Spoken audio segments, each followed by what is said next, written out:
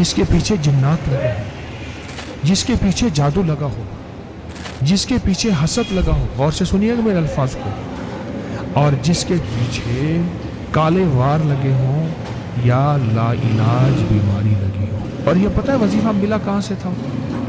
غزوہ خندق میں ابن کثیر نے لکھا ہے، بڑے بڑے محدثین نے لکھا ہے، اللہ کے حبیب میرے کملی والے نے آل رسول اور اصحاب رسول جو ساتھ تھے ان کو بتایا تھا کہ یہ غزوہ خندق میں یہ پڑھو۔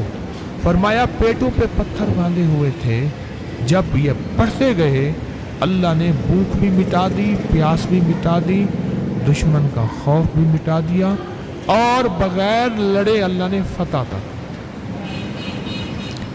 یہ غزوہ خندق میں میرے حضور میرے کملی والے میرے آقا نے، اور یہ لا علاج بیماری اور بڑے بڑے خوف۔ پرانی بات ہے، میں کوئٹہ گیا، بہت پرانی بات ہے، جس کو کوئی 30 سال سے بھی زیادہ عرصہ ہوا۔ تو میں کوئٹہ گیا تو ایک صاحب مجھے ملے، ان کے بہت گارڈ ہوتے تھے، ان کی خاندانی دشمنیاں بہت زیادہ، بہت گارڈ تھے۔ مجھ سے کہنے لگے یہ زندگی کا تلخ ہے، کہیں آ نہیں سکتا، کہیں جا نہیں سکتا، مجھے تو کوئی زندگی میں کچھ نہیں رہا۔ میں نے ان سے کہا آپ حامیم لا ینصرون پڑھیں۔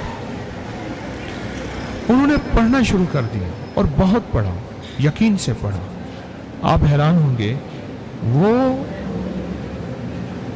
پڑھتے رہے، ان کا والد قاتلانہ حملے میں مر گیا، وہ قاتلانہ حملے میں نہیں، اور بڑی لمبی عمر پا کے طبعی موت مر گئی۔ والد نے یقین نہیں کیا اس وظیفے پہ، بیٹے نے یقین کر لیا، اور اس وظیفے کی برکت سے ان کی زندگی میں نے حفاظت بھی دیکھی، صحت بھی دیکھی، راحت بھی دیکھی، عافیت بھی دیکھی۔ حامیم